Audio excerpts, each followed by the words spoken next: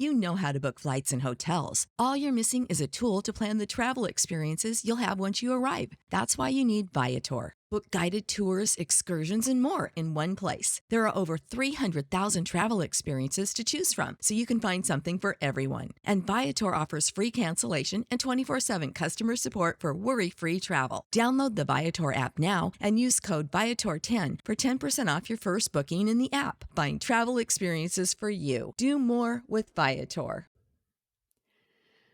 Hi, podcast listeners. Welcome to the A World of Difference podcast. We have so many guests on this show making a difference in our lives, making a difference all around the world with the expertise that they bring. And yet so many of you are reaching out to me saying, you want more. It's not enough just what we're putting on these podcast episodes for you. And so I am here to extend a very warm welcome to you to our Difference Maker community, where you can join for as little as $5 a month to get all this extra content.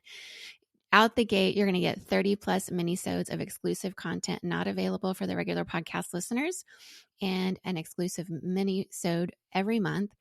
And you'll get exclusive voting power to help us pick podcast topics and more. And that's at our Changers tier. There's 3 different main tiers and then an extra larger tier. But whatever tier that you join at, you will be included in this extra content. And I know that many of you are wanting to go a little bit deeper. And so even though it gets a little wild in there sometimes because of how deep we go, I want you to join us there. This extra content is very special. It means a great deal to me to be a part of this community with you. And I would love to just exchange ideas or perspectives that you have around these different episodes. And that's the place where we do it. So please show up to our Difference Maker community. Give us $5 out of your pocket every month. And I think that you'll have a lot of fun in there, because we do. And I would love for you to join us. So go to patreon.com/A World of Difference to join us there.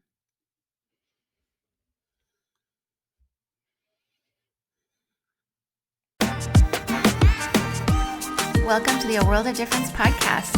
I'm Lori Adams Brown, and this is a podcast for those who are different and want to make a difference. Welcome everyone again to the Change series that we're in. And change means all the things that it means. It means the good, it means the bad, it means the I don't want to talk about it. It means I hope this is over soon. And oh yay, there's change on the horizon. For me this week, an exciting change is that I've started a new job here in Silicon Valley, and I'm really excited about this change. It's a welcome change, something I've been wanting for a while, and it's all the doors opened in the right direction. And I'm excited about the team that I'm joining, but it brings a lot of changes. Today, we have dug into the archives to bring back a guest that we had, and she is all about change in the deepest ways, as many third culture kids are. Doni Aldine identifies as a third culture kid, a TCK, because of her experiences growing up in multiple cultures, and also is really one of the people who's helped so many understand what it means to be a third culture kid and third culture adult through her academic research, her speaking, and her writing. Doni Aldine is an amazing woman, just all by her own right. She's been recognized by Folio as a top woman in media honoree. She's a globally mobile Afro Latina and first generation North American who by age 19 had lived in and identified with 7 cultures on 5 continents. She's passionate about creating community for cross-cultural populations. She's the editor and founder of Cultures magazine, which I highly recommend you check out.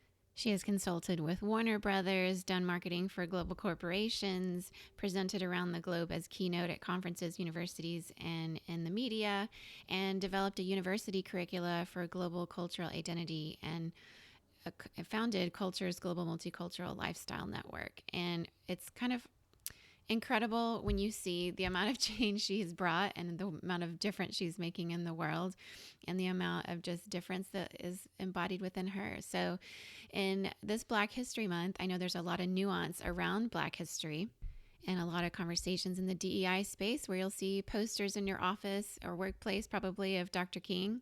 And Doni just brings a very nuanced conversation around the beautiful aspects of Black history. So welcome to the show again, Doni Aldine.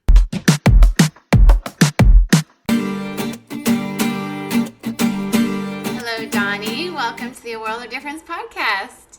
Hello, thank you. I'm so excited to be here. Yes, I'm thrilled that we got to meet. We have so much in common. Who knew? It's amazing. I know, And right? for all the audience listening around the world that you're meeting Doni for the first time, you're in for a treat. But I'll let you just introduce yourself. I will not ask you where you're from because as a TCK, I know we don't know how to answer that question. But tell us about your background and what you currently do. Okay, so my background. I'm Trinidadian Costa Rican. My father is from Costa Rica. My mother is from Trinidad and Tobago. I'm very proud of that. Proud of being Afro Latin.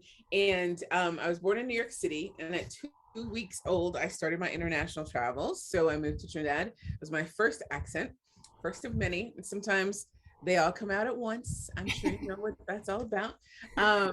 And from there, I moved to 7 different cultures, or 6 additional different, or no, 5 additional, because they already have the US, then Trinidad, 5 additional cultures on, I say 5 continents, but they don't really count Central America as a continent, but I like to count it. Totally. It's very different. Yeah. So, yeah, I grew up that way, and I love it. It's a big part of who I am. I focus on, I'm editor-in-chief of Cultures magazine, which celebrates 21st century cultural diversity. That includes TCKs, immigrants, mixed race people who have a foot in 2 or more worlds. So it's all about how we grew up and how we see the world, lifestyle content that would appeal to us. And with that, I teach. I'm a TCK scholar, or a third culture kid. I'm sure. I mean, I usually explain it, but I think for your audience, I do not have to. Yeah. So I'm a TCK scholar and have been for almost 20 years now. I speak around the globe on this. And so I teach at Colorado State University a class for cultures that's called Media and Global Culture Identity. So I try to explain to people what it's like to be a TCK. Man, let me tell you, it's hard to get these monoculturals to understand. Oh, I know. We're all feeling your pain. We know. Oh gosh, it's something, I'll tell you. Sometimes this sounds terrible. I'm like, they never seem to amaze me, but what never seems to amaze me, I was just reading papers last night, and I was like, wow, that's a new angle that I never considered. Like, the way the information comes at someone who's monocultural, it's really hard for them to decipher and assimilate the information and really understand it. So I work hard to try to get them to break their lenses a little bit and think outside of themselves, which is not an easy task, right? It's difficult, and it's painful for them, because whenever you're learning something that different and that new, I remember when I was working on my PhD, I could feel the grooves being carved into my brain as you learn new things. Like, it's true physical pain, right? And I feel their pain sometimes. I could see that they're trying and they don't get it and they don't understand why, and sometimes it's difficult to explain. So that's what I do. Cultures is in digitally in 208 countries and territories, and in print in it was almost 2,000 stores. I'm just gonna say, well, just many hundreds of stores. I don't know how many right now.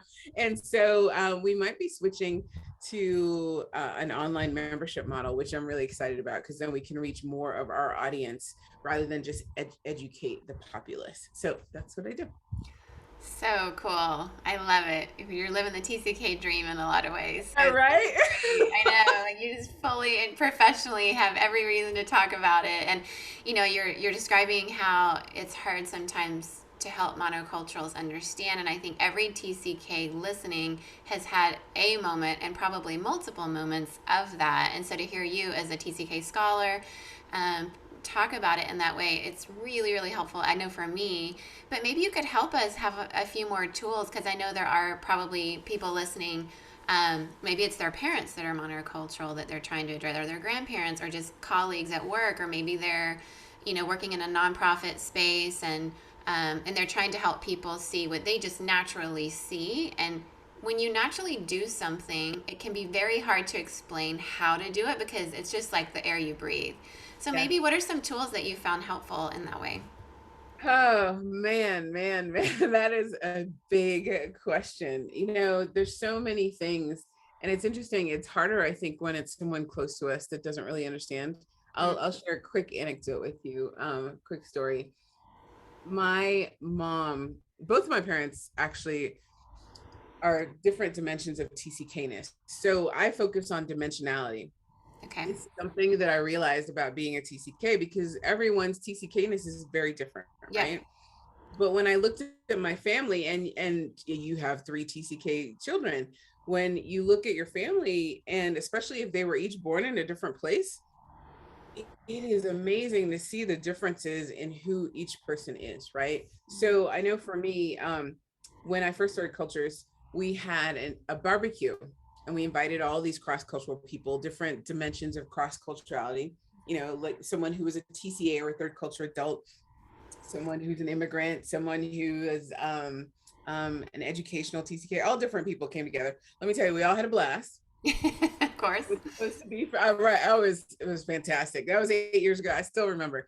It was Aw. supposed to be 2 hours from noon to 2. We were there until midnight, right? Wow. And telling all these stories, and it's so funny, the familiarity of all the stories. Well, so my brother starts talking, my older brother, and he's talking about being a military brat. And I'm looking at him like, are you crazy? Like, what are you talking about? Who are you? And as he spoke, he's only 2.5 years older than I am. But as he spoke, I realized that is his TCK experience. That's not my TCK experience. I did have a few years of military bratness, but most of my TCK experience is global nomad TCK experience, right? And educational TCK experience. And that's, a lot of people who come from foreign families can understand that. You get sent away to school, you get sent to live with family, different things like that.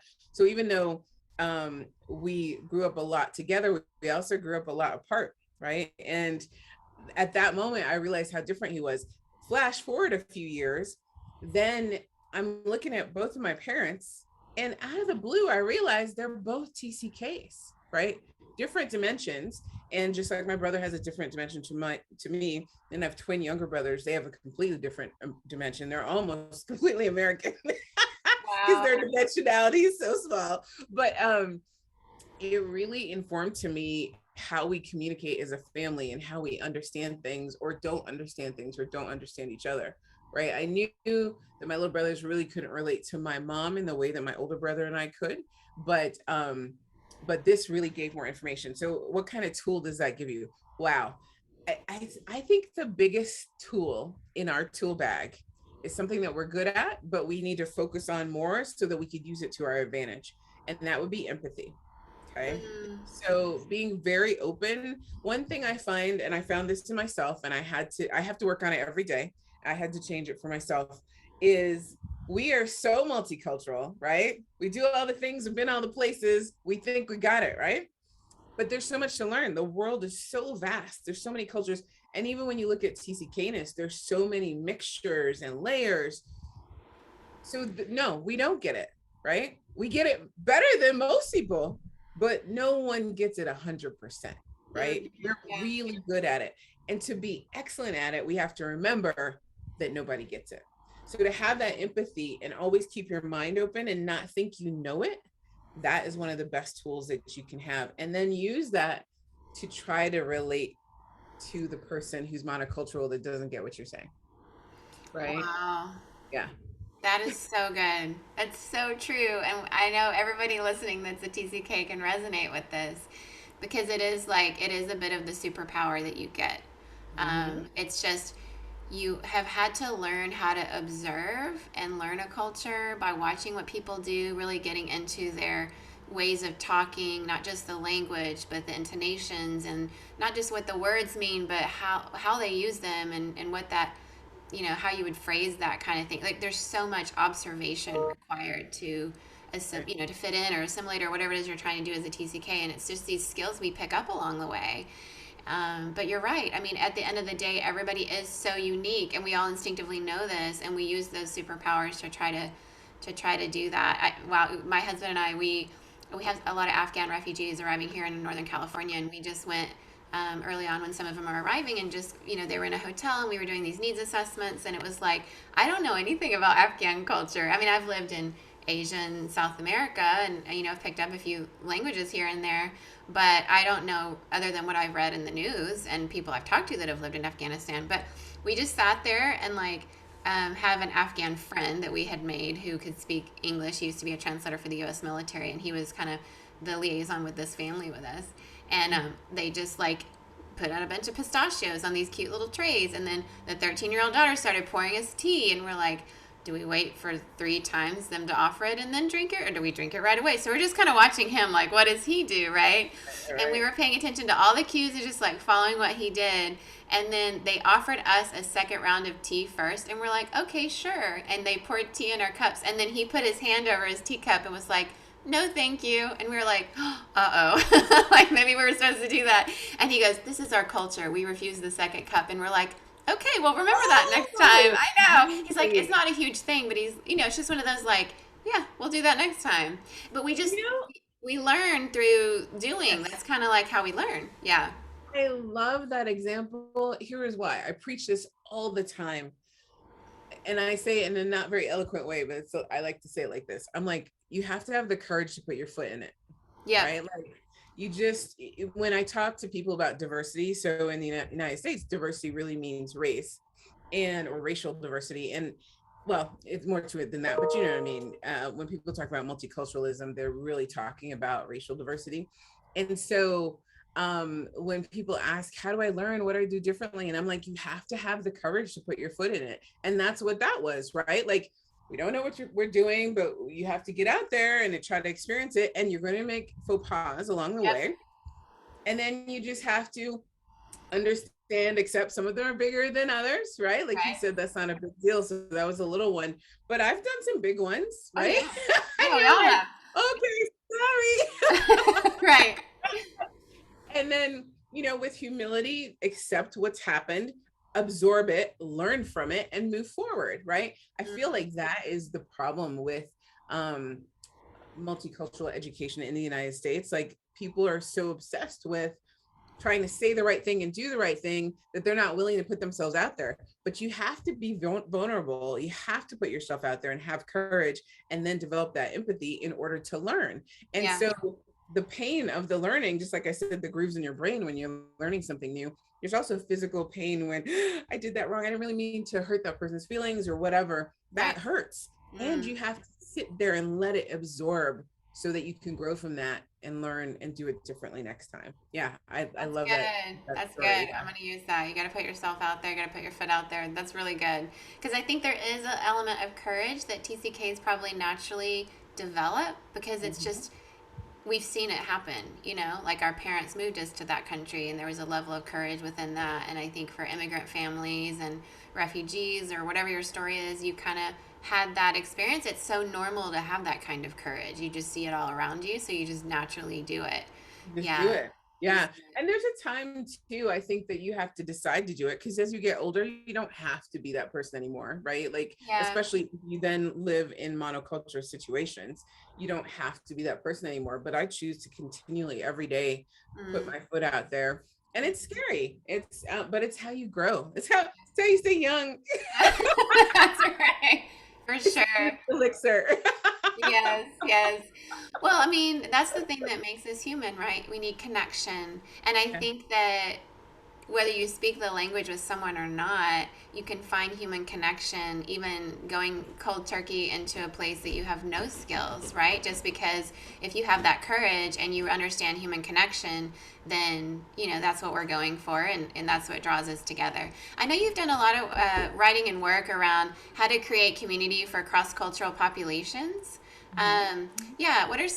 What's some of your advice, or what's some of the learnings that you have around that you could share with us?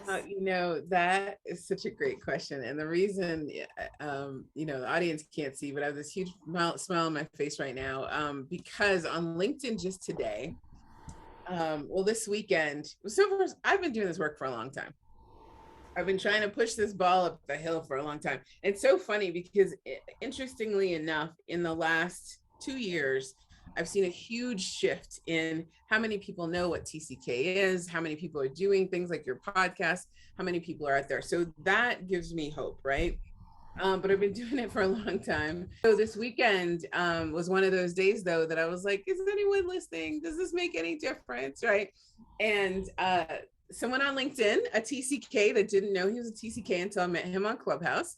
He is, I think he's out of Vietnam. He's a MD, MPH, right? Great guy that I met. And so we're connected on LinkedIn. And he reposted this comment where someone was speaking about a Romanian Chinese tennis player who was reared partially in Canada, born and reared in Canada, and trained in the UK. And so this post was from a monoculture person, I'm assuming, the way it was written. And they walked through and talked about the different parts and how those different parts made the whole and how great that was, and that we need to celebrate all of that, because they were talking about how, well, Canada embraces her because she's their hero, and China embraces her, she's their hero, and Romania embraces her, she's their hero. Her dad's Romanian, her mom's Chinese. And so I was like, when I saw that post, it lifted my spirits, and I said, okay, I can go another day, right? And I reposted it. Someone today made a comment. Yes, I agree with most of this, which the gist of it was, hey, we need to embrace all of who she is. And this person said, well, we have to be careful that we don't take away her belonging. That's her choice. We can't assume who she is. And I haven't answered it yet, but my answer is going to be, as someone who grew up very similarly, that's what it's all about. It's about belonging. So you're looking through your lens of one nation. So what assumptions are you making? Are you assuming that she wants to choose one or another? This person didn't make any assumption. They just celebrated all of who she is. She still gets to choose who that is, right? Just like Naomi Osaka, same thing. People often assume that she's going to just be Japanese because that is her passport country. However, she always embraces all of who she is, which is Haitian, Japanese. I don't know if she embraces the US as well also, but anyway, we get to choose. To choose. And so I hope that answers your question. I know I'm a storyteller. Can you tell? I tell long stories. Oh, we love it. That's what people want to hear. And you've got fascinating stories. And what's so crazy is I saw that exact post on LinkedIn and I reacted. I didn't have somebody make the comment there, but I think that when somebody like TCKs read that, we're like, how cool. She has so many fun cultures. Mm-hmm. And it never crosses my mind that she would want to choose just one. Yeah. And I've had you may have encountered this too, like monocultural adults in particular in my life or around me as I've been raising my children will often feel sad on my behalf or my husband's behalf or my children's behalf that we don't have an identity tied to one country. And they're always like, how are you going to help your kids walk through that? And I'm like, we love it. What are you talking? There's not an issue. Like, we don't need our identity to be rooted in one country. Yes. We actually love the fact, for the most part, people I've met, I'm sure there's exceptions. Most TCKs I know love that our identity does not come from one place. Our identity comes from all the places and all the peoples and all the foods and all the cultures, and we really like that. And so when I read that post about her, I thought, how fun! What a great mixture of places, Well, and it's so interesting. Yes, I love the mixtures. Oh my gosh, that's why I love what we do at Cultures, because man, there's always another fascinating story that you're like, are you kidding me? That is your background? Tell me some more. Yeah. When I was in high school, I lived with this family. It's a long story, but we had come from Turkey. My family kept moving on, but I stayed in the same place, and they had me stay with this family. And I remember one day the mom just looked at me with pity and said, oh, she basically was kind of quietly admonishing my mother, like, how could she? How dare she? And I was like, what are you talking about? This is fantastic. My life is fantastic. Now, at the time, I didn't realize, of course, as TCKs, there's challenges that come with all the gifts that we get. Yes. And the unresolved grief is real. That's the thing I think is biggest with TCKs, that, it's wonderful what you're doing for your family and for your kids, because I think your kids will be healthier and more whole than most of us who grew up, let's say, in my generation, right? Yeah. And even though I even look at my brothers and how they accepted our lifestyle, and I moved the most out of all of my siblings, right? And to the most countries, and as a child. And so, well, maybe as an adult too, now that I think about it, but especially after this year of South America that we've done for the magazine, I just spent, I think, yeah, I just told you, I spent 6 months in South America. So it's interesting to see how everybody accepts it differently. But the unresolved grief, I think, is the thing that causes TCKs the most pain over time, because usually research shows that TCKs have a break between a physical, a mental, or emotional break between age 27 and like 45. I always find it fascinating to find out what's happened to people, and I'm like, oh, that was their break. That was their break. I had one. I had a physical break. And who knew, right? It's almost, for me, it was like, okay, you're going along, life is good, you're very resilient. We're resilient, right? Yep. We're adaptable for all the things. And I'm like, okay, no big deal. I can get over that next obstacle. And boom, that's the one that hits you. And like your body just shuts down. It was like a lifetime of pain. The one straw went over and said, nope, nope, nope. You have to sit down right now and you have to take care of this. You have to pay attention, right? So anyway, the woman I lived with, who is a lovely, or the family, but the mom thought it was just horrible that I had this lifestyle. But now she just liked one of my pictures on Facebook, and all the people who are like, I wish I had your life. Yeah, exactly. Yeah, for sure. That's so true. Oh my So, gosh. yeah. Yes, unresolved grief is something that, my husband and I have been aware of since we were in college, and we heard good TCK consultants, encourage us to do good goodbyes. And we've tried to encourage that with our kids. You can't always do them, but as, trying to mitigate that as much as possible. There's only so much you can control. Sometimes moves happen suddenly and you do your best, but good goodbyes to people and places and food, keeping little things you can cherish, and knowing they'll always be a part of you. COVID's been hard for a lot of us TCKs because, you're not open to all the borders you'd like to be in, and all that. And so people had to move sometimes during the COVID time, and I grieved on behalf of those TCKs having to leave suddenly in those situations. That's not easy.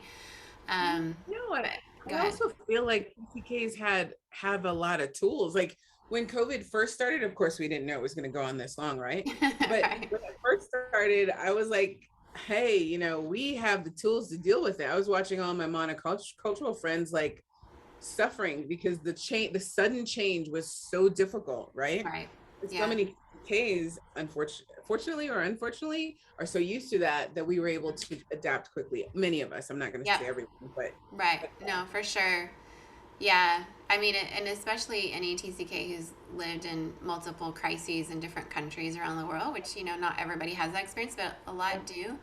And so, yeah, especially the whole notion of like not being able to be connected to people or see them. We've had to find ways to connect to our people. I mean, fortunately, for my kids, their generation has more technology. I mean, we'd find a way to get a letter, even if it took a month to get there, to your friend. Like you wrote aerograms or whatever. You stayed connected because you had to, I think nobody probably knows what an aerogram is anymore. Those were the best though. Oh my They God. were. I know. Totally. Yeah, exactly. Even my husband and I, part of our dating relationship, he was in the Philippines and I was in Indonesia for a whole summer. And it was like every week I'd get an aerogram from like the rural village in the Philippines where he was staying. Oh, that's so sweet. Yeah, I should have saved him. I don't know why I didn't. Oh, yes. Even, I was with my husband for a long time. We're divorced now, but I still have all that stuff.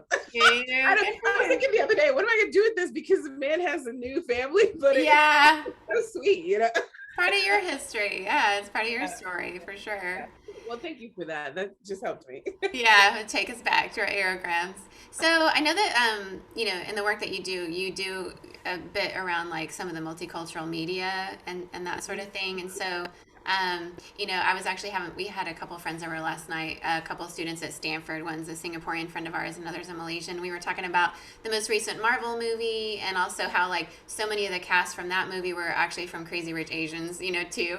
And it's like we would just like to see more diversity of even Asian American actors. And then why is it so often when you have an Asian, in a role in a movie or a TV show, so much of it is very cliche and very typical, like their character seems to revolve around the Asianness more than often who they are as a person. So I'd love to hear your thoughts, and because of the space that you're in, and where you hope to see it go as well.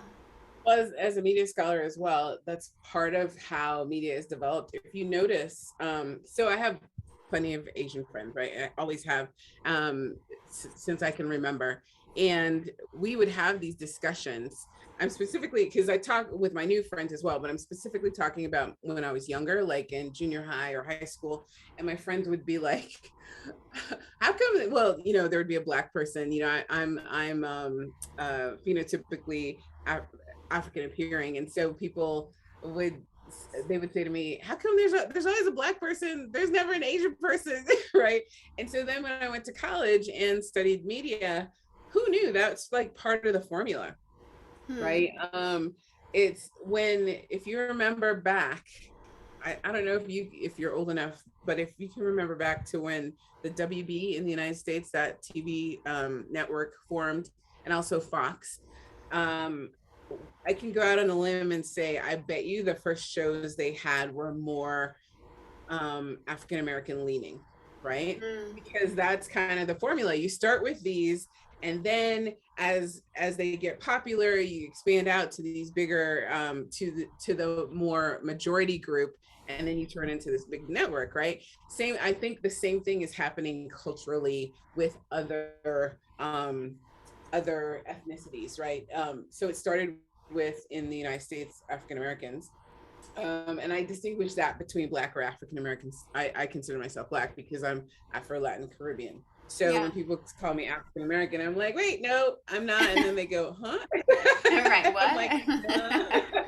Because it's cultural, right? It's not really racial. And so anyway, that is where the Asian community now is in that cycle of how the characters develop before you become mainstream. If you look, I didn't watch the Emmys last night. I usually watch it. My students usually have an assignment on the Emmys to pull out the global multiculturalism that they see. I didn't do that last night. I saw a couple snippets and I could see that there were things there. And it's interesting because if you look at the Black community and the different things that are celebrated, look how long, I mean, I'm 50, almost 52. Look how long it took in my lifetime of me watching to see that it's still a struggle, right? Yeah. And for the Asian community, the Latin community, they're behind that, right? And I don't know why the Black community was chosen. I mean, that's not part of my educational focus. I should probably talk to one of my colleagues and speak more about that. But to your question, that's what's happening. And first it's the caricatures, and then it's the stereotypes, and then it moves on from there. But it takes quite a while before it's truly mainstream.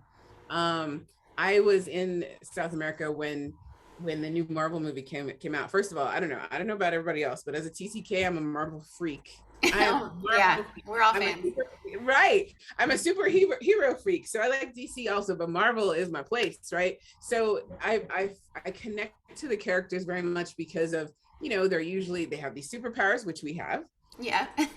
They're usually out of the ordinary. They usually are struggling to fit in. They have a foot in two worlds. So I really connect with many of their characters. So I always watch everything, but I haven't seen that one yet because I was out of the country. So I'm excited to see it. Oh, you'll love it. And there's 2 end credit scenes, so stay for the whole thing. Yeah, we have a resident MCU expert in our house. He's all about the history of MCU and loves to trivia question us, and nobody can outshine him with that. So he made sure we stayed in the theater.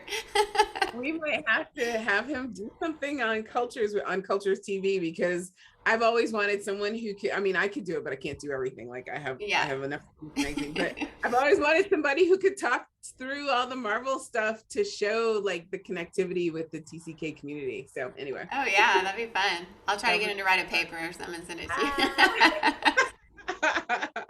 you. He'd be like, Mom, I'm just in 8th grade, stop. We can do it on video. I'm sure he'd love that. I have this picture in my head of how animated and excited he would be. He would be. He's all about this. It's hysterical. Yeah, you would be like indulging him. Absolutely. Oh, that's fantastic. Yeah, no, I love it. So let's talk a little bit about diversity and inclusion, something I'm super passionate about. I'm sure a lot of TCKs are, but I know that you mentioned earlier a lot about like the empathy side, right, for people. But how would you say that emotional intelligence is key for diversity and inclusion? We have a lot of diversity and inclusion here in like the tech world in Silicon Valley. And I think it is a bit of a surface level at times, but how does the emotional intelligence just take it to that next level? I was about to say, oh, that's really interesting to hear. You have a lot of that in Silicon Valley because it doesn't appear to be, but I bet I can imagine what I think what you just said encapsulates it well. It's probably very surface, and I'm loving that people are starting to embrace going more deeply into diversity, inclusion, and belonging. Right? There's Yeah. also social justice. I feel, I said I've been in this work for so long, and I've been pushing this boulder up the hill. And I think one of the things in the United States that's an issue is social justice is still trying to be achieved. We're still trying to achieve justice for populations.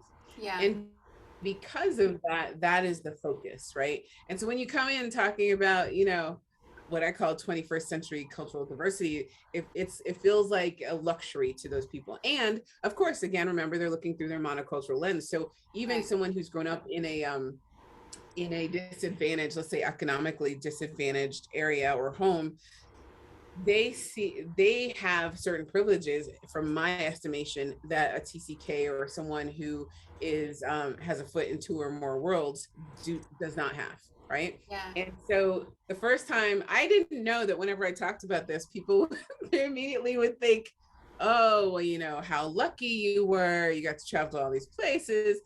And someone said that to me one day, and literally my jaw was on the floor. This was years ago. And I thought, oh, wow. Well, I don't know that any migrants or immigrants, or not any, I shouldn't say any. If you speak to some migrants or immigrants or refugees or even TCKs, I'm not sure that everybody would agree with you that that was a privilege, right?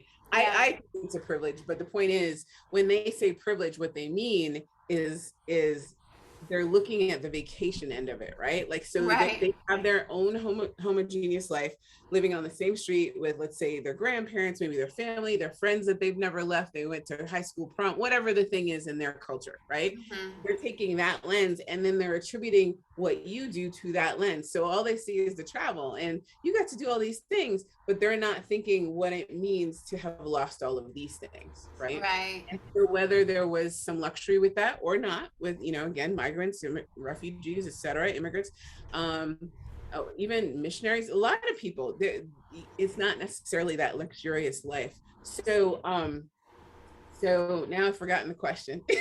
Yeah. Just how emotional intelligence can Yeah. help us take it to the next level. Yeah.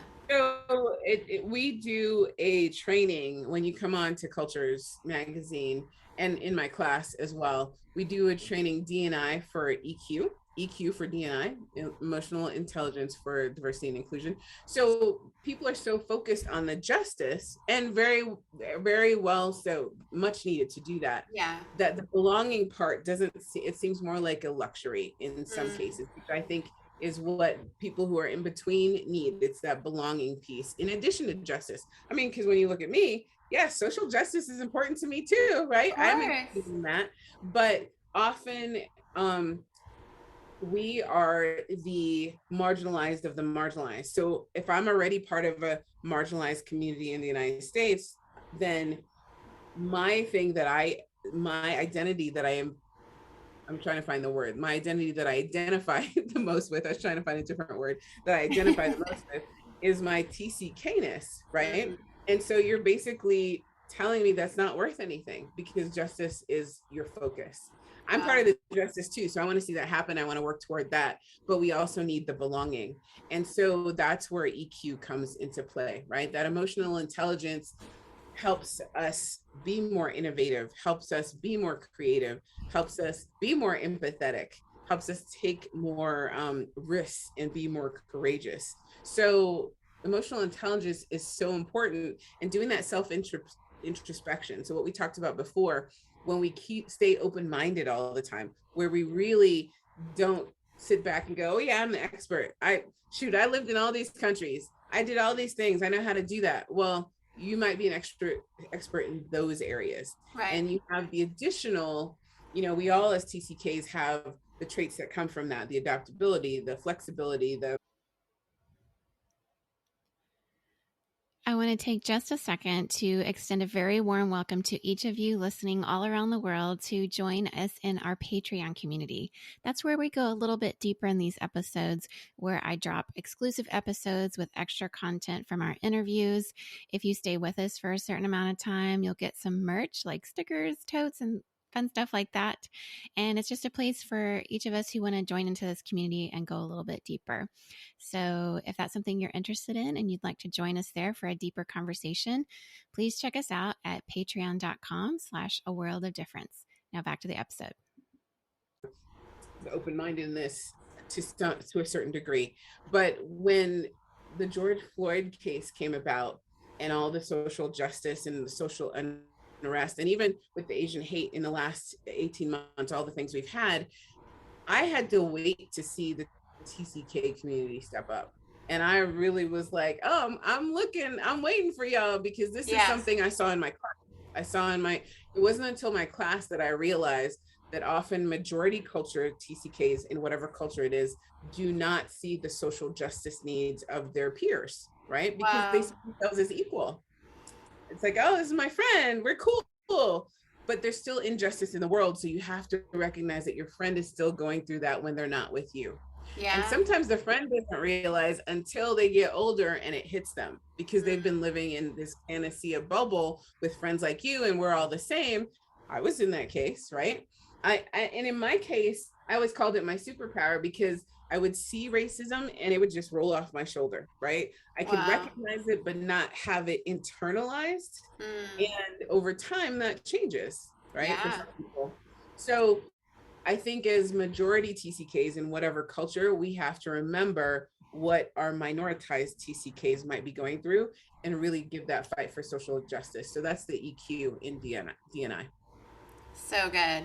I love the nuance of that conversation. Those are kind of conversations that my husband and I have regularly with one of the things we love about the Bay Area is it's full of TCKs of all varieties. Yeah, it's a very diverse place.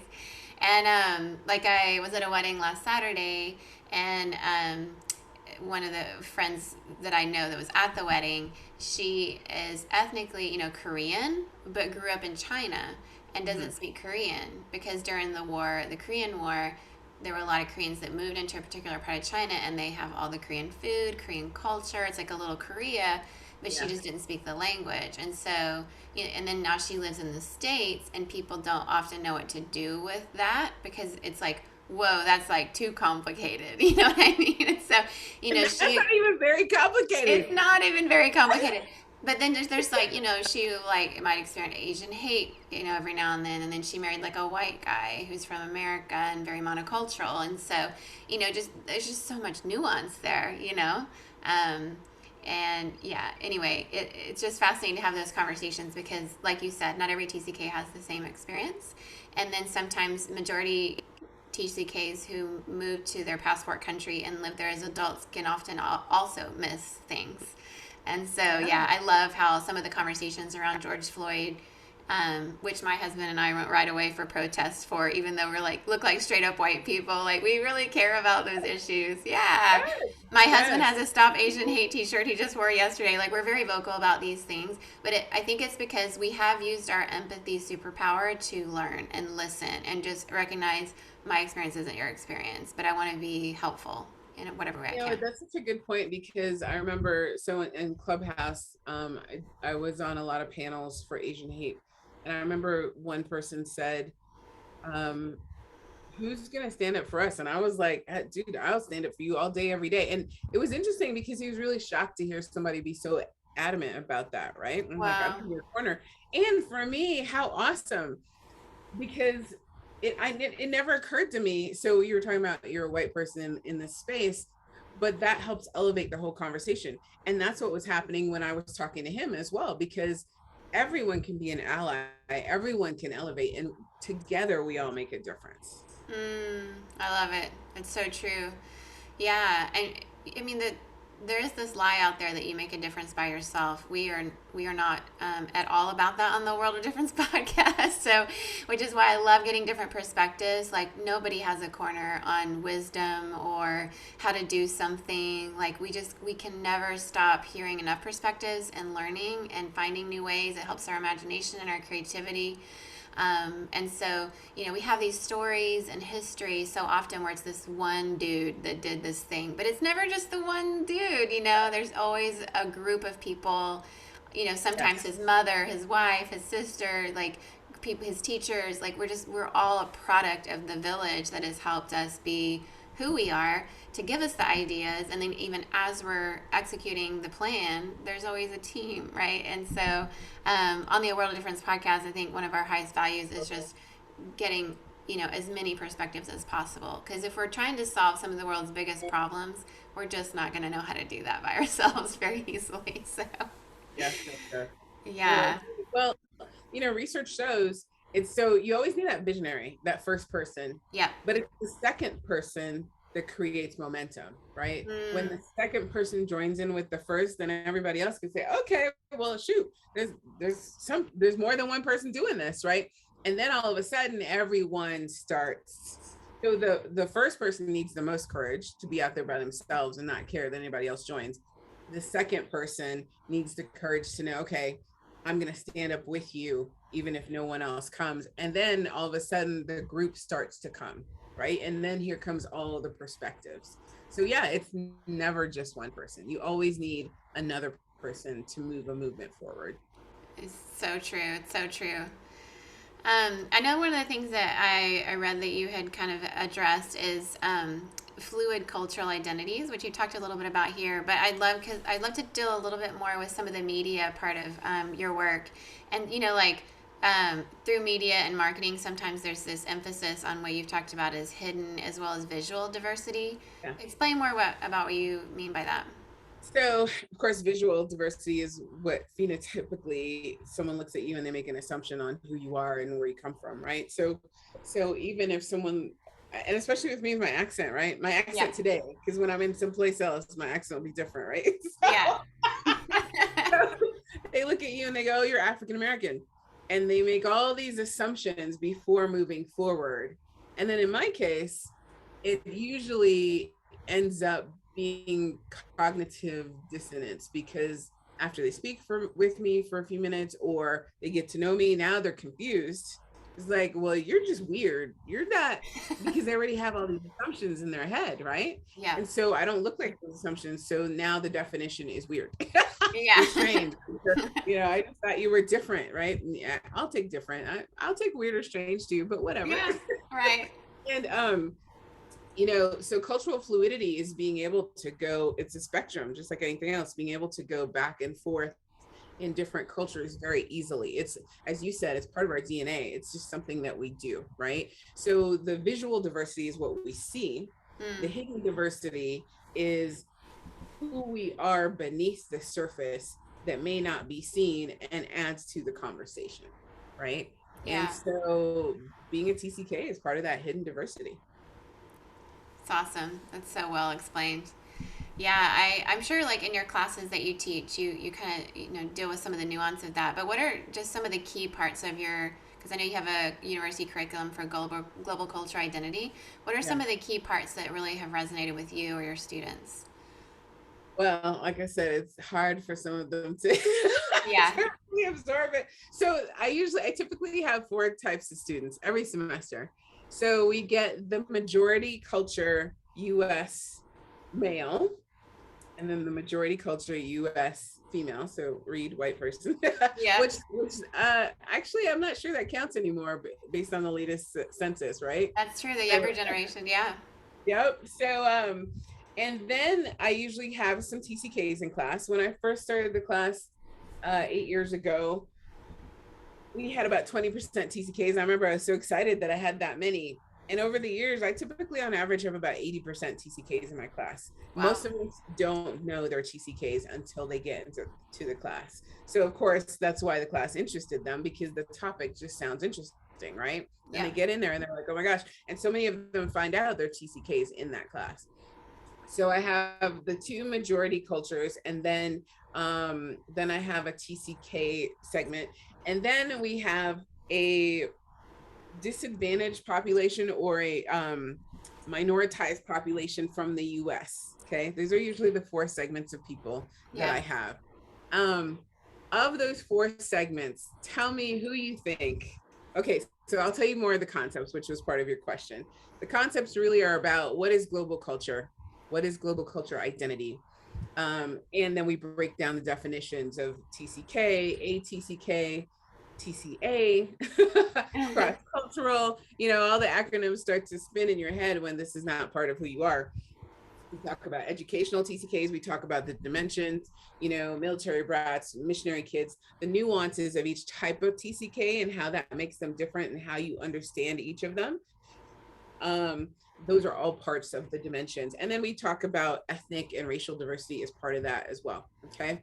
So that being said, and thinking of it from a global lens and a cross-cultural lens, not monoculturally, but through the lens of these four populations, majority male, majority female, TCK, or US minoritized, right? Person of color.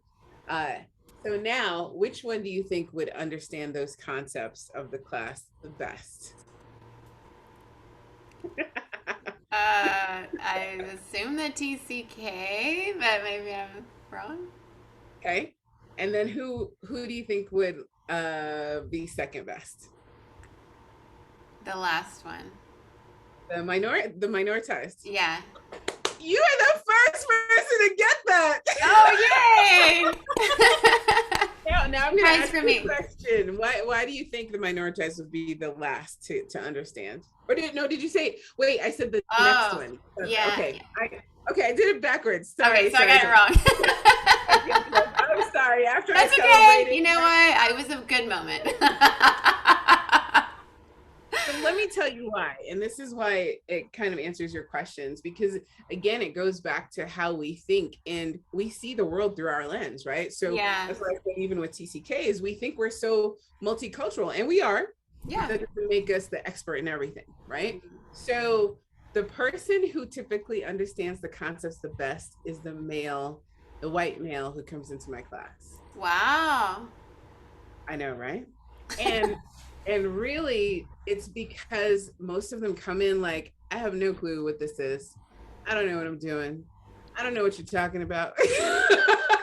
Yeah. They just do the work. And they are floundering through the whole way, but they're so open. Because they know they don't know. They don't know. So they're so open that everything soaks in, even though they think it's not soaking in. You have to constantly go, no, you got it, right? Versus the worst one is typically the minoritized US population. Again, back to what we talked about, because in the US, we talk about race as being multicultural. And in this class, culture is the basis. It's the foundation for global culture, right? Yeah. And so you've been taught this your whole life, and you've been in an oppressed situation your whole life.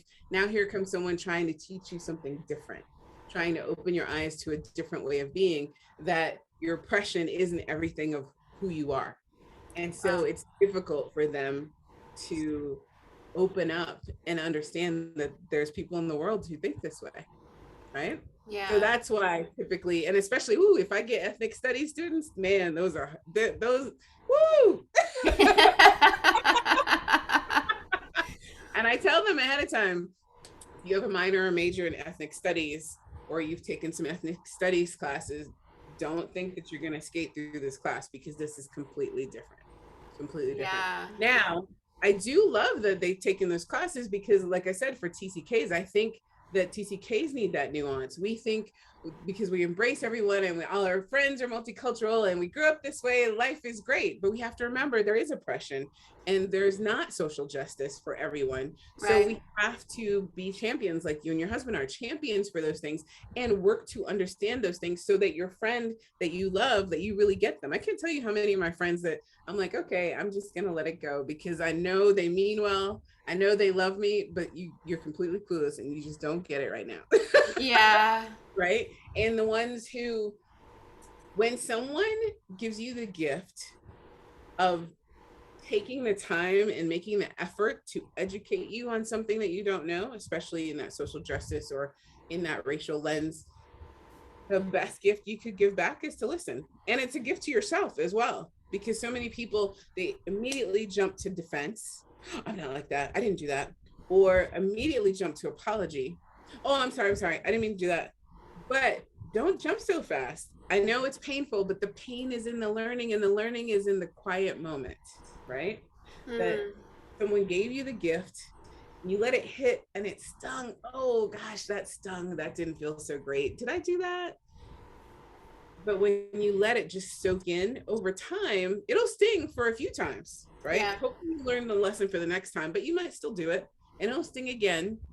But the more you do that, the more you put your foot out there, the easier it becomes and the more you will grow, right? So that's the difference. That's why this population does best in my class. This population is typically does not do the best in my class. It's all preconceived notions. And that's what this is about. That's what the whole hidden diversity is about. We need to open our minds. Hey, I put myself in there too. I have to Mm. remember every day to not make judgments, to really be open to who is this person before I go to the next level with them. So, So good. That right there may be the best nugget of all, because it's just hard. It's our human yeah. nature is we want to put people, we don't like cognitive dissonance. It's very miserable for our brains and bodies and souls to have. We don't like to stay there very long, and then we choose one side or the other and we just go with it. But like you said, it's those little painful moments that just sit with it for a little bit, let it be your teacher, grow from it. It's not easy, but stretch yourself a little bit. We all need to do that more and more to be connected with people in ways, it's the whole treat each other like you want to be treated. We don't, nobody wants to be seen as some cookie cutter anything. All of us, whether TCKs or not, we're all unique and we deserve to be known. Right, exactly. 1,000%. Oh, I'm so glad you said that. That's the part for me where it gets tiring, that to show people that this is worthy as well. It's not a fluff type of thing of all these rich people with luxurious lives that got to float around the world, right? There's a lot of nuance to this type of lifestyle as well. And the thing I want to say with this too is to give yourself grace. Give Mm, yourself grace to make the mistakes, to live in the pain, because that'll make it palatable. When you know that you mean well and you're actually doing the work, because it's one thing to mean well, it's another thing to think you're doing some work and you're not. yeah, Um, but when you're really working, then give yourself grace. You'll make mistakes. It's just gonna happen. it It's is. a given. We all do. That's good. Yeah, I love that. yeah. Well, we're in this Change Maker series, so clearly you are making some incredible changes. So thank you for the work that you do. Thank And you. we'll definitely point people here at the end to where to find you. But one question I want you to answer that I'm asking everybody in our series is, who's a change maker in your life that you admire? Maybe just somebody that you've never met, that you've read their writings, or an actor or a musician, or somebody that's alive or not alive, and who has invested in you and made you inspired to want to make changes. So definitely my parents, my mom and my dad. So I shared with you, my dad died of COVID. He's Costa Yeah. Rican. My mom is Trinidadian. They both have some cultural dimensionality to them, and and just by being who they were and coming to the U.S. and thinking differently, even though they weren't necessarily like you are with your kids, which I just assume it sounds like you're very vocal and open about making sure they have these experiences. My parents didn't do that, but they did it subtly. So it was the Yeah. same. It was like it was Mm-hmm. constant, right? And so that was very key to who I am. Um, And my parents have been divorced since I was 2. So it's interesting that both of them influenced me in that way. And my father in death, actually, and as he fought cancer, he really inspired me. And I mentioned to you that the next year of cultures is a year of Latin America, and that's partly in tribute to him. We did a time for change issue that celebrated COVID around the world, well, not celebrated, but featured COVID around the world and social justice with George Floyd and Blackness around the world. So it started with that issue. I've been working hard on relearning Spanish and being fluent by the end of the year as part of that tribute. And then the last part of the tribute is the year of Latin America and going through all of the cross-culturalness of this part of the world. But those are my inspirations. But let me tell you who has inspired me recently. Um, Naomi Osaka Yes. and Simone Biles, right? Yes. Oh, yes. So Simone Biles is adopted, which I don't know much about. I don't have much research on this, but there's so many adoptees, monocultural adoptees that really resonate with the TCK story. And I do have one of our experts, one of our doctors on the cultures team, was head executive director of a adoptive agency in or not for profit in Hawaii, and she talks frequently. She has 4 TCK kids, and she's a CCK herself, and her husband's a TCK. They're all also multi-ethnic, multiracial. So she talks about the connection between adoptees and TCKs. So I don't know as much about it, but Simone Biles and Naomi Osaka, I really feel that underneath that is part of what gives them their superpowers, right? I love that they both have spoken out very vocally about mental health Yep. and making it more mainstream. I love, and that's part of this generation. You know, we talk about, every generation talks badly about the ones coming up, right? But there's Yeah. always good about each generation. Each Yeah. generation is based on what life is like now, right? Mm-hmm. And I love that this generation is so concerned about our health because, you know, I think technology, as much as I love it, it's overwhelming us, and Yeah. it's going from our brains to our bodies, and we're being overwhelmed. And I love that this generation is feeling that in some way, and they're making a difference. So those two being so vocal in their highly publicized positions and the stress that they're under, and then taking this, talk about putting your foot in it, taking the stress of what people have to say when they make a huge courageous leap to not finish a tournament or to Yep. pull out of the Olympics, and then to say why you did it. Oh, that's next level to me. It is next That's level. yes, yes, Yes, very I inspirational. agree. Those two women have inspired me too, and I've had a lot of conversations with people. I know some pretty high level athletes that have struggled in some of those ways, and just it's freeing. It frees everyone. But I mean, you don't have to be an athlete to be inspired by that. Certainly, the pressure is quite unique to be an Olympian, but at the same time, we can all be inspired to just be ourselves. And I do love that about this generation. I'm raising them, they're teaching me.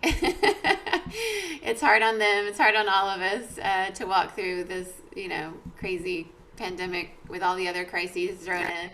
But they're helping us. I think, isn't it good that in a time when we're trying to dig more deeply into a racial reconciliation, not just here in the US, but in a lot of countries, when we're trying to deal with health of our bodies in a pandemic, that they're also not letting us off the hook around mental health, because all of it's connected. Our minds and our bodies and our brains, they're all connected.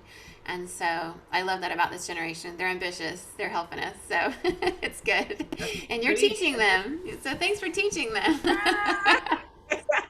Let me tell you, it's not always easy. No, it is not easy to raise them either. Yeah. Man, they challenge you for real. I mean, that's a superpower of this generation too. I think Mm. they really Gen Z and Gen Alpha. They challenge you, and that's different than previous years. I think previous decades. So, yeah. It's good. It's good. Yes. I look forward to more a world of difference, young ones growing up and continuing to teach us and work alongside us. It's great. Well, tell everybody where they can find you and your magazine, all the work that you do. Yes. So you can find us at culturesmag.com, and cultures is plural and it's missing an E. The missing E stands for the hidden diversity of our population. So CULTURS mag.com. And when you go there, sign up, you'll get a free edition of the magazine. You'll join our community. We have media, products, and experiences that celebrate 21st century cultural diversity.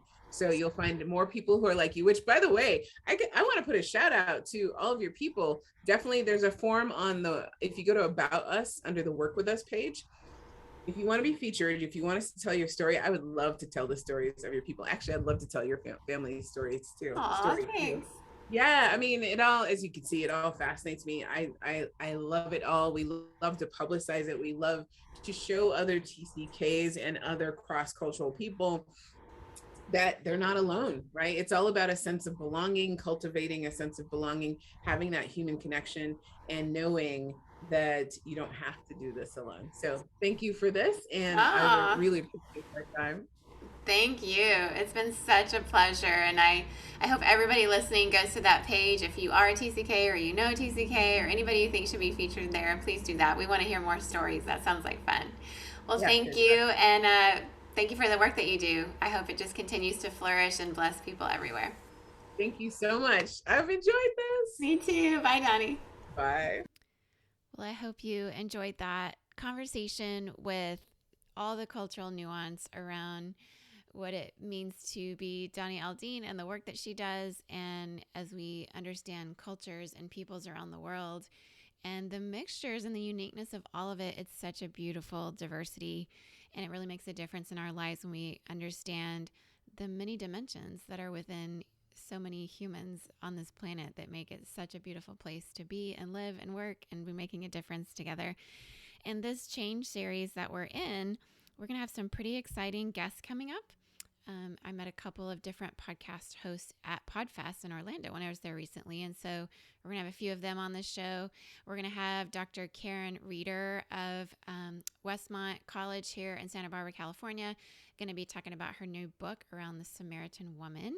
We're going to have Allison McKinney Tim, who's the executive director of Justice Revival, is going to be on in March talking about women's history and passing the ERA and all the great work that she's doing.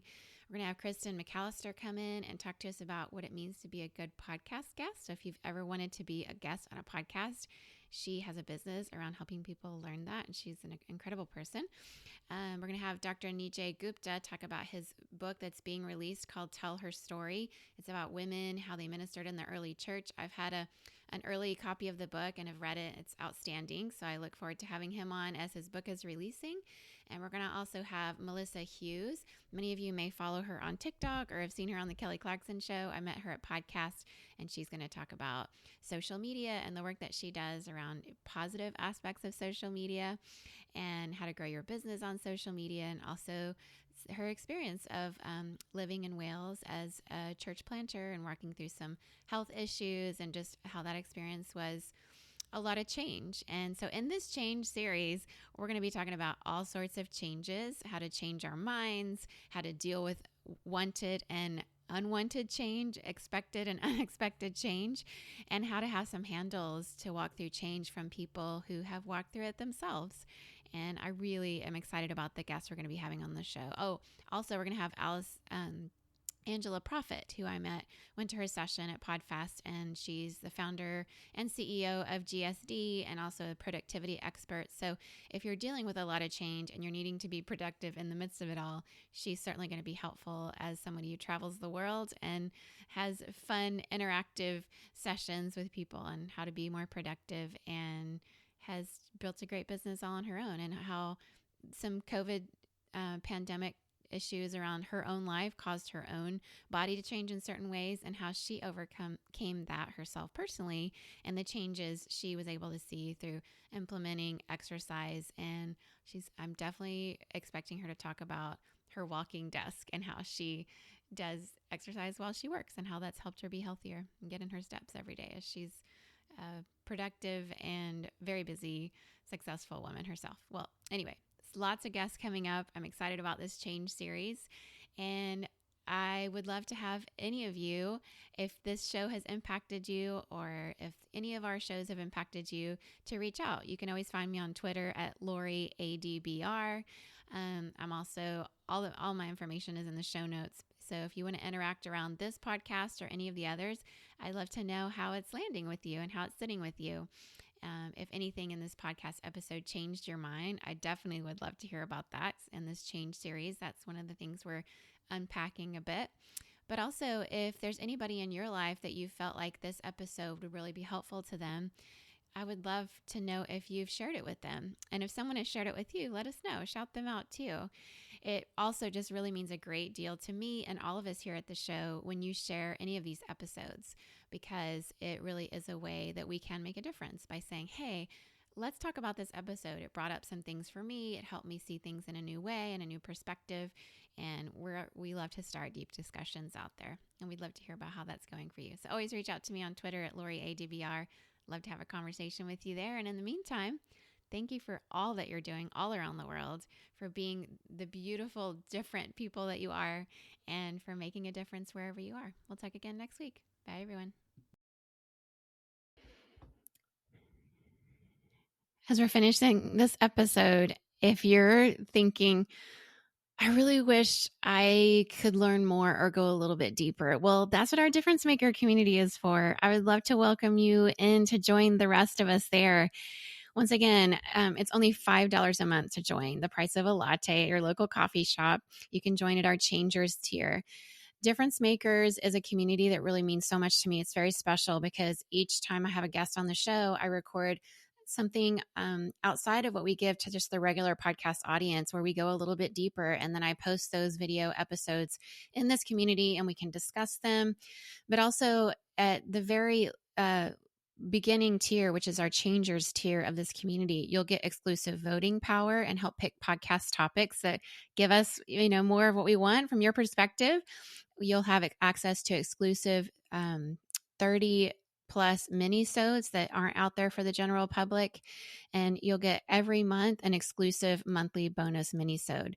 At our Groundbreakers level, which is $10 a month, you can join and get all of that, but also priority access to submit questions to the podcast. And you'll get an additional 2 exclusive monthly bonus mini-sodes. And at our Trailblazers tier, which is $15 a month, the price of 3 lattes a month, you can get all of that, plus also 3 exclusive monthly bonus minisodes, and a patron shout out. So I would love for you to join us at any of those tiers.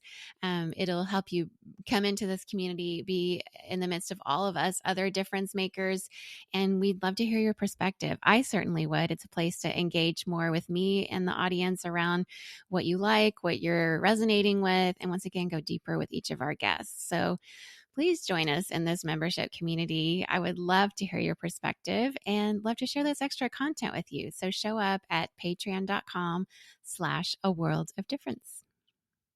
You know how to book flights and hotels. All you're missing is a tool to plan the travel experiences you'll have once you arrive. That's why you need Viator. Book guided tours, excursions, and more in one place. There are over 300,000 travel experiences to choose from, so you can find something for everyone. And Viator offers free cancellation and 24/7 customer support for worry-free travel. Download the Viator app now and use code Viator10 for 10% off your first booking in the app. Find travel experiences for you. Do more with Viator.